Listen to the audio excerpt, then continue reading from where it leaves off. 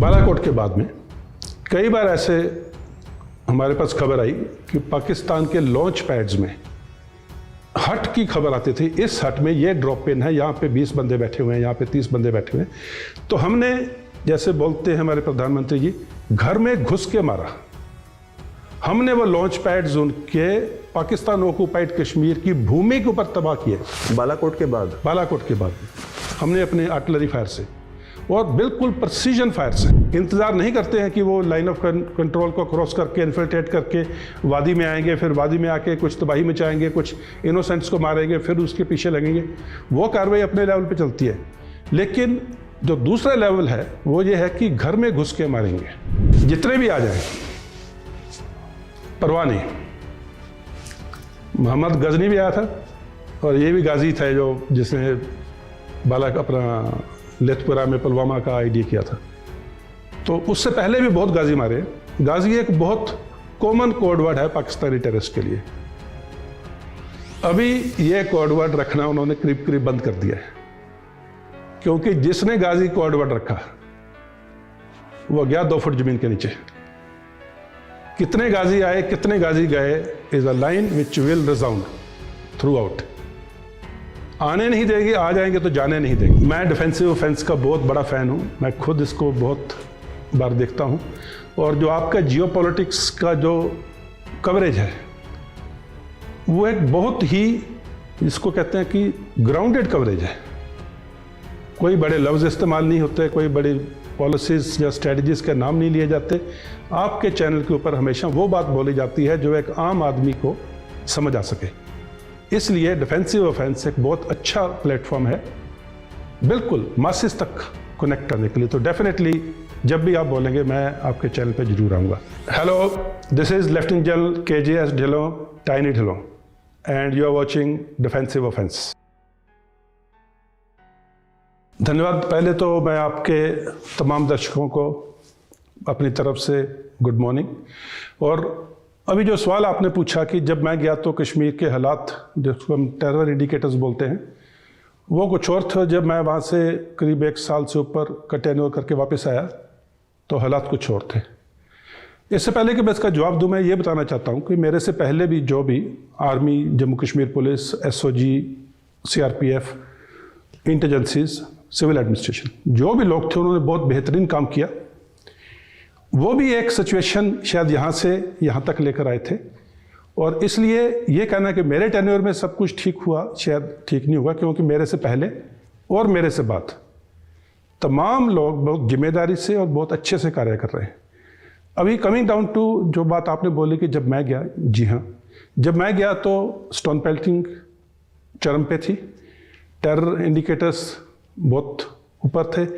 जैसे कि मैं 10 फरवरी 2019 को कोर कमांडर बना और 14 फरवरी 2019 को एक बहुत बड़ा टेररिस्ट हमला हुआ, आतंकी हमला पुलवामा में, एक ID ब्लास्ट में, जिसमें हमारे CRPF के 40 वीर जवान वीर गति को प्राप्त हुए। तो हमने उस टाइम पे पूरी टीम सिक्योरिटी फोर्सेज ने, किसी भी एक एजेंसी ने नहीं, पूरी सिक्योरिटी फोर्सेज टीम ने, army, JKP, SOG, CRPF, intelligences, civil administration भी हमारे साथ बिल्कुल कंधे से कंधा मिला। हमने एक तरतीब के तहत तमाम तंजीम के जो लीडरशिप थी, जो उनके कमांडर थे, उनको टारगेट किया और उनको एलिमिनेट करना शुरू किया। जब लीडरशिप खत्म होगी, जैश-ए मोहम्मद में तो एक टाइम पे ये हालत हो गई थी कि कोई लीडर बनने को तैयार नहीं था। पाकिस्तान से हुक्म आता था कि फलाना आदमी तंजीम का लीडर बने, वो आदमी मना कर देता था, क्योंकि उसको मालूम था लीडर बनते ही वो एलिमिनेट होगा। क्योंकि लीडरशिप खत्म हुई तो जो नीचे वाले थे, कैनन फोडर जिसको बोलते हैं, जो बच्चों को गुमराह करके मिलाते हैं, फिर उनको जान गंवानी पड़ती है, तो उन बच्चों ने, क्योंकि लीडरशिप खत्म थी, तो उन बच्चों में भी बात आई कि हमें नहीं जाना चाहिए। इसके अलावा हमने कुछ एक बहुत अच्छे इनिशिएटिव वहाँ पे शुरू किए। ऑपरेशन माँ, खैरियत पेट्रोल, हम साया हैं हम, तालीम से तरक्की, सुपर 30, सुपर 50, ये सारे initiatives combined along with hard kill of terrorist leadership और ये सॉफ्ट अप्रोच, ये सब मिला के तमाम सिक्योरिटी एजेंसी, सिक्योरिटी फोर्सेस और सिविल एडमिनिस्ट्रेशन के कारण सिचुएशन धीरे धीरे चेंज हुई। इसके अलावा जो गवर्नमेंट के कुछ इनिशिएटिव थे, सेंट्रल गवर्नमेंट के और स्टेट गवर्नमेंट के, उसके कारण भी बहुत फर्क पड़ा, खास करके 5 अगस्त, जिसके बारे में तरतीब में बाद में बात कर सकते हैं।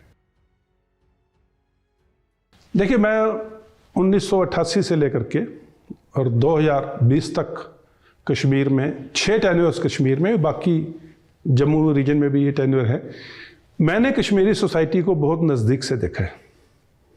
जो एक कॉमन कश्मीरी है वो एक इंतहा इंटेलेक्चुअल, इंटेलिजेंट आर्टिजन है, वो कलाकार है, पेंटर है, वो शायर है, ही इज़ अ पोइट, और वो सूफियाना कलाम, ये सब कश्मीरी सोसाइटी का हिस्सा थे। और इस सब को मिला करके कश्मीरियत, मेहमान नवाजी, आपसे बात करने की तहजीब, जब आप कश्मीर में जाओगे तो आपको ऐसे लगेगा आप शायद किसी के बहुत खास मेहमान हो। आपसे जैसे सुमो वाला बात करेगा, पोनी वाला बात करेगा, दुकानदार वहाँ पे बात करेगा, इतनी तहजीब। और तालीम से तरक्की, जो मैं बात कर रहा था पहले, एजुकेशन मेन स्टे था कश्मीर का। कश्मीर के आपने बोला यूपीएससी टॉपर्स आए हैं वहाँ से, अभी भी आ रहे हैं, बहुत अच्छे स्पोर्ट्समैन निकल रहे हैं, बहुत अच्छे सिंगर्स निकल रहे हैं, बहुत अच्छे म्यूजिशियंस हैं। So Kashmiri society was a very very intellectual aware society. लेकिन जब रेडिकलाइजेशन स्टार्ट हुआ तो सबसे पहले जिस चीज़ के ऊपर हमला हुआ वो थी एजुकेशन सिस्टम। 1989 में जब टेररिज्म स्टार्ट हुआ, और 1989 से लेकर के उसके बाद तक, जब कश्मीरी पंडित्स को वहाँ से निकाला गया, कश्मीरी पंडित कश्मीरी सोसाइटी के एजुकेशन सिस्टम के मेन स्टे थे। प्राइमरी टीचर से लेकर के middle school, higher secondary, even university, professors, vice chancellors, deans, तमाम लोग मेनली कश्मीरी पंडित थे। और जब कश्मीरी पंडित का वहाँ से निकास हुआ तो कश्मीरी एजुकेशन सिस्टम सबसे ज़्यादा उसके ऊपर असर पड़ा और वो कोलैप्स करी। इसके साथ ही पाकिस्तान ने जितने भी स्कूल थे, उन दिनों में लकड़ी की बिल्डिंग होती थी, स्कूलों को, यूनिवर्सिटीज़ को टारगेट किया, उनको जला दिया गया। तो एक बहुत ही हसीन सोसाइटी, कश्मीरियत was the first target, the first victim of terrorism. कश्मीरियत सबसे पहला टारगेट थी जब आतंकवाद पाकिस्तान द्वारा स्टार्ट किया गया, और इसका कश्मीरी सोसाइटी के ऊपर बहुत ज़्यादा असर है। आज 2011 के सेंसस के हिसाब से 62% कश्मीरी पॉपुलेशन, जम्मू कश्मीर की पॉपुलेशन 30 साल से नीचे है। आज की तारीख में वो करीब 65-66% होगी। इसका मतलब 2/3 पॉपुलेशन गन कल्चर के दौरान बड़ी हुई है। उनका जन्म से लेकर के आज तक उन्होंने सिर्फ गन कल्चर देखा है। उन्होंने वो कश्मीरियत, जो हसीन वादियाँ, वो उनके जहन में नहीं है। तो उनकी जो उम्र है अभी तक की, उसमें जो कश्मीरियत का जो असर था, जो इंटेलेक्चुअल सोसाइटी की आपने बात की, वो शायद कहीं पर हिट हुआ है। ये सबसे ज़्यादा खराब बात लगती है। जब मैंने जो कश्मीर देखा था और आज का कश्मीर, अभी तो बहुत ज़्यादा इंप्रूवमेंट हो रही है, बीच में हालात काफ़ी ख़राब हो गए थे। देखिए, हाइब्रिड वॉरफेयर बोल लीजिए, ग्रे जोन वॉरफेयर बोल लीजिए, इन्फ्लुएंस ऑपरेशन बोल लीजिए, सब कन्वेंशनल वॉरफेयर बोल लीजिए, या कन्वेंशनल और मिक्सचर, ये सब जो है हमारे शास्त्रों में लिखा हुआ है। साम दाम दंड भेद, यानी कि हर एक ऐसा हथियार इस्तेमाल किया जाएगा जिससे कि दुश्मन को परास्त किया जा सके। तो हमें ये चीज़ नई नहीं है हमारे लिए। अगर पाकिस्तान या कोई भी कंट्री सब कन्वेंशनल के साथ में इन्फ्लुएंस ऑपरेशन, रेडिकलाइजेशन या ग्रे जोन, ये सब कार्रवाई हो रही है, जो भी आजकल नाम उभर कर आ रहे हैं, हमारे तो पुरखों ने ये चीज़ें देखी हैं, हमारे तो खून में, हमारे डीएनए में है। तो इसलिए हमारे को इसको टैकल करने में कोई दिक्कत नहीं आई। और दूसरी बात, इंडियन आर्मी की जो ट्रेनिंग है, जो लीडरशिप है, जो इनिशिएटिव है, जो जूनियर लीडरशिप है, लांस नायक, नायक, हवलदार, जेसीओस, यंग ऑफिसर्स, उनमें वो जो ट्रेनिंग और जो जज्बा है, और transparency of operations, good faith में ऑपरेशंस, ये सब मिला करके अपने पे भरोसा, अपने हथियार पे भरोसा, अपने कमांडर पे भरोसा, और हमें किसी भी किस्म की प्रोपेगेंडा करने की जरूरत नहीं है। इंडियन आर्मी की स्ट्रेंथ है ट्रांसपेरेंसी इन ऑपरेशंस। प्रोपेगेंडा अपने आप, जिसको इंग्लिश में बोलते हैं फॉल्स फ्लैट, इसलिए किसी भी किस्म की कार्रवाई, और पाकिस्तान ने हर एक वो कार्रवाई की है जिसको तमाम बात शामिल करके आप हाइब्रिड वॉरफेयर बोल सकते हो कि कश्मीर में अमन कायम नहीं हो, कश्मीरी खुशहाल ना हो, लोकल इनोसेंट कश्मीरी मरता रहे, वहाँ पे आगजनी की हत्याएं और स्टोन पेल्टिंग ये सब कार्रवाई चलती रहे ताकि कश्मीर न्यूज़ में रहे। पाकिस्तान को कश्मीरी से प्यार नहीं है, पाकिस्तान को है कि कश्मीर का मुद्दा खबरों में रहना चाहिए ताकि उसके अंदरूनी हालात जो इतने खराब हैं उसकी तरफ लोगों का ध्यान ना जाके कश्मीर का डंका बजाते रहो, ताकि पाकिस्तान की अपनी खुद की जो पॉपुलेशन है वो उनसे सवाल नहीं पूछे कि देश में क्या हो रहा है, तो उनका ध्यान कश्मीर की तरफ लगाना। सो इंडियन आर्मी और सिक्योरिटी फोर्सेस के लिए ये कोई नई बात नहीं है, बट हम भी अपने आप को इवॉल्व करते हैं, हम भी अपनी टेक्निक्स को इवॉल्व करते हैं ताकि हम दुश्मन से हमेशा एक कदम आगे रहें। सो ये कॉन्टीन्यूस प्रोसेस है, इसकी ट्रेनिंग होती है, ऑन द जॉब ट्रेनिंग होती है, इसके लेक्चर होते हैं, सेमिनार्स होते हैं, और इसकी हम हर दिन इसको अपने काम में शामिल करते हैं। So it's nothing new. देखिए, सबसे पहले थ्रेट इंडिया को कोई नहीं, हमारी माइट इतनी स्ट्रॉन्ग है, हमारी मिलिट्री माइट, इकोनॉमिक माइट और गवर्नमेंट की जो पॉलिसीज है, गवर्नमेंट का जो रिजॉल्व है, उस कॉम्प्रिहेंसिव नेशनल पार्क की जो माइट है उसके सामने थ्रेट कुछ नहीं है। या चैलेंजेस छोटे मोटे हो सकते हैं, और जो आपने बोला है कि वरिड, हिंदुस्तान कभी भी वरिड नहीं होगा। हिंदुस्तान के लिए छोटे मोटे कंसर्न्स हो सकते हैं, एंड लाइक जब हाथी चलता है तो एक दो मक्खियां भिनभिनाती रहेंगी, कोई परवाह नहीं, हाथी अपना मस्त चलेगा, कोई हाथी को अपनी स्ट्रेंथ मालूम है। हिंदुस्तान वो हाथी है, इसलिए radicalisation in our neighbourhood which is, जो हमारे अंदरूनी घर में भी आ रही है क्योंकि हमारे दुश्मन वो कोशिश कर रहे हैं, उसके लिए गवर्नमेंट की स्कीम्स, गवर्नमेंट के इनिशिएटिव्स, गवर्नमेंट की जॉब एम्प्लॉयमेंट अपॉर्चुनिटीज़, गवर्नमेंट के जो एजुकेशन रिहैशिंग है, और जो लोकल जहाँ भी ये रेडिकलाइजेशन की इशू है वहाँ के लोकल जो उनकी डिमांड्स हैं, जो उनकी कंसर्न्स हैं, जहाँ जो उनकी एस्पिरेशंस हैं, उनको पूरा करना। सेंट्रल गवर्नमेंट, स्टेट गवर्नमेंट्स, ये सब की साझेदारी, और सिक्योरिटी फोर्सेस सिर्फ एक अंग है उसका। ये कार्रवाई जो है रेडिकलाइजेशन को रोकने की, जहाँ जॉब अपॉर्चुनिटीज़ की, ये हमारी सेंट्रल गवर्नमेंट और स्टेट गवर्नमेंट्स बहुत ही सूझबूझ और सनराइज तरीके से कर रहे हैं। सो इसका कोई लॉन्ग टर्म इफेक्ट नहीं है। Yes, there is a concern, there is a challenge जो हम फेस कर रहे हैं, और उसको हम एरेडिकेट करेंगे।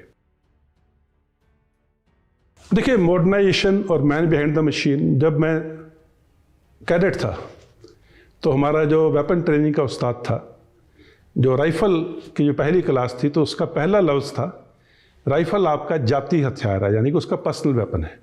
और दूसरी लाइन थी कि राइफ़ल आपकी बॉडी की एक्सटेंशन है, यानी कि अगर राइफ़ल के पीछे आदमी नहीं है तो राइफ़ल बेकार है, और आदमी के हाथ में राइफ़ल नहीं है तो आदमी बेकार है। तो ये कॉम्बिनेशन मैन एंड मशीन, उस लेवल से उठ करके, राइफ़ल और जवान से उठ करके, it goes into space, it goes into aerospace, it goes into computer rooms, it goes into control rooms। तो ये चीज़ ज़रूरी है, मशीन भी ज़रूरी है और मैन भी ज़रूरी है।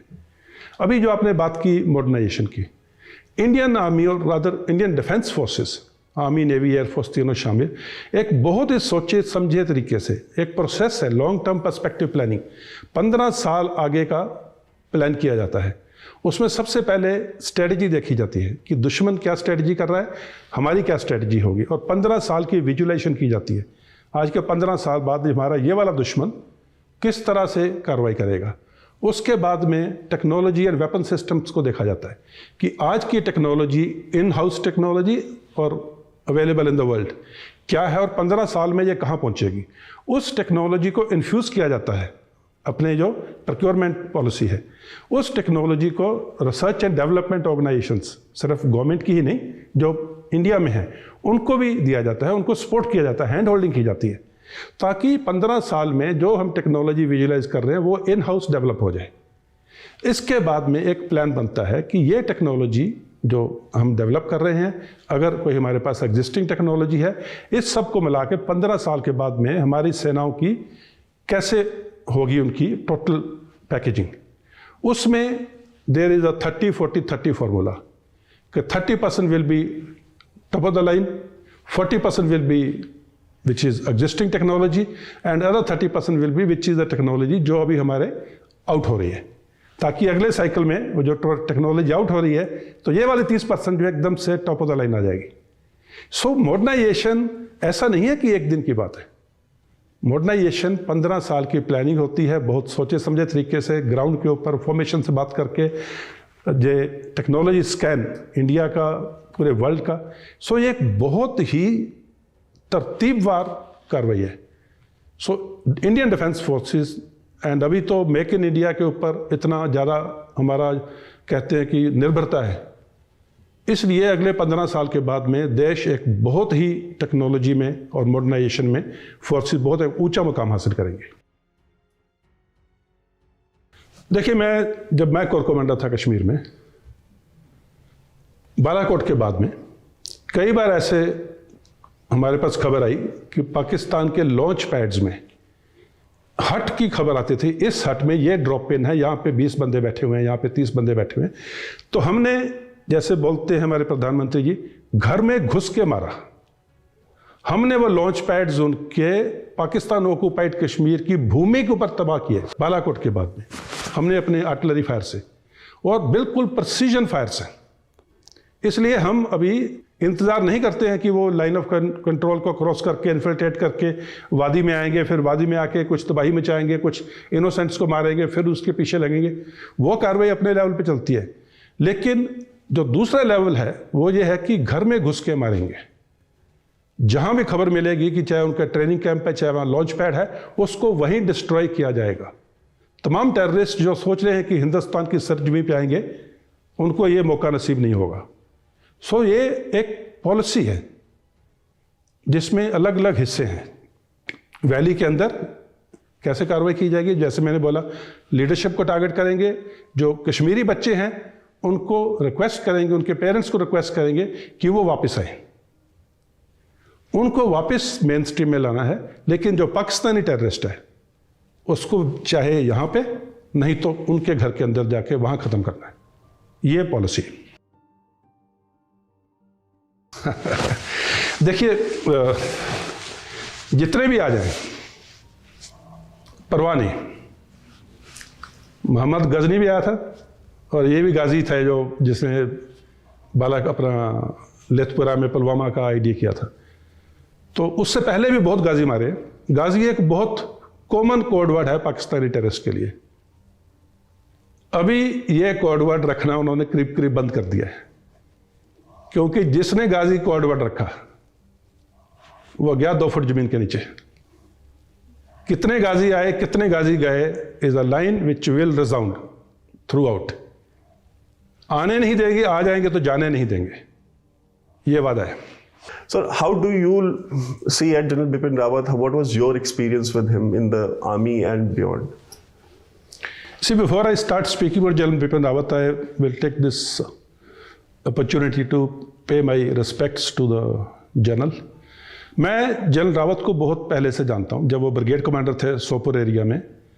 उसके बाद में जब वो डिविजनल कमांडर थे बारामूला में लाइन ऑफ कंट्रोल के ऊपर, मैं उस टाइम पे ब्रिगेड कमांडर था हंडवारा में।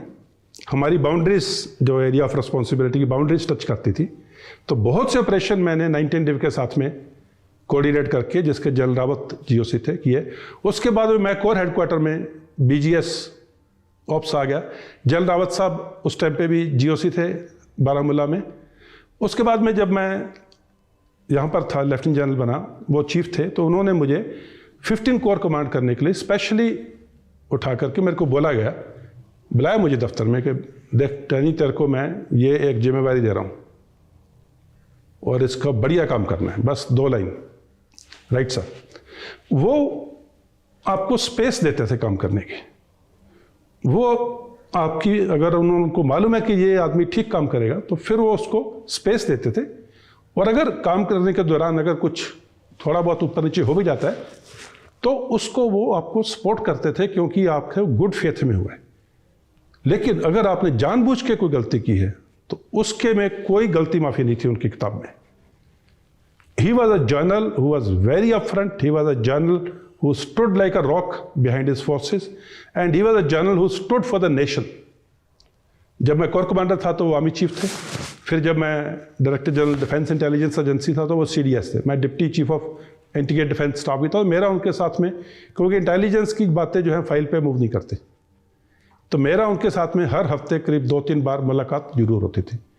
इनफैक्ट जिस दिन ये इंसिडेंट हुआ 8 दिसंबर, 7 दिसंबर की शाम को भी मेरी उनके साथ मुलाकात हुई थी और करीब 1 घंटे के लिए किसी बात पे चर्चा थी।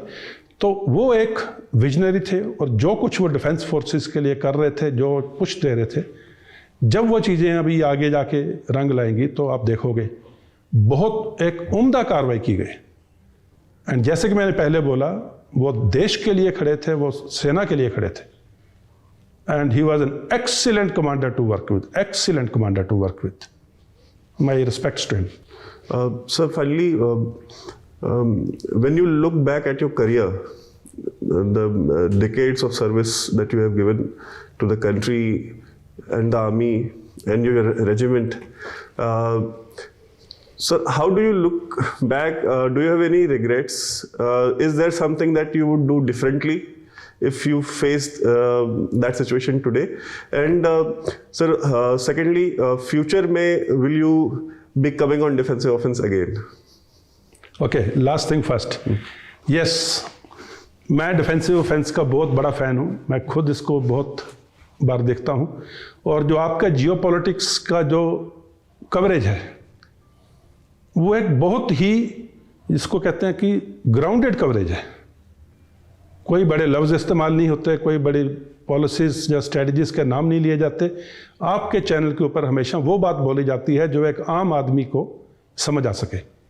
इसलिए डिफेंसिव ऑफेंस एक बहुत अच्छा प्लेटफॉर्म है, बिल्कुल मासिस तक कनेक्ट करने के लिए। तो डेफिनेटली जब भी आप बोलेंगे मैं आपके चैनल पे जरूर आऊँगा।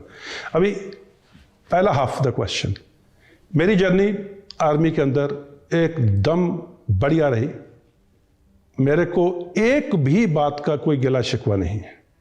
और जो आपने बोला अगर दोबारा मौका मिला तो दोबारा से फिर से वही कार्रवाई करूंगा। कितने गाजी आए कितने गाजी गए परवाह नहीं, वापस आऊंगा, वापस करूंगा अगर मौका मिलेगा तो इसलिए इस सेना ने, भारतीय सेना ने जितनी मुझे काम करने की सहूलियत दी, मुझे काम करने का मौका दिया और जितनी इज्जत दी, मैं शायद अपनी ज़िंदगी का अगले 7 जन्मों तक भी उसका दान दे नहीं दे सकता। तो I really enjoyed my career, I enjoyed my service, and Indian Army, Indian defence forces, India as a nation are a great place to be and a great organization and country to be in. Thank you.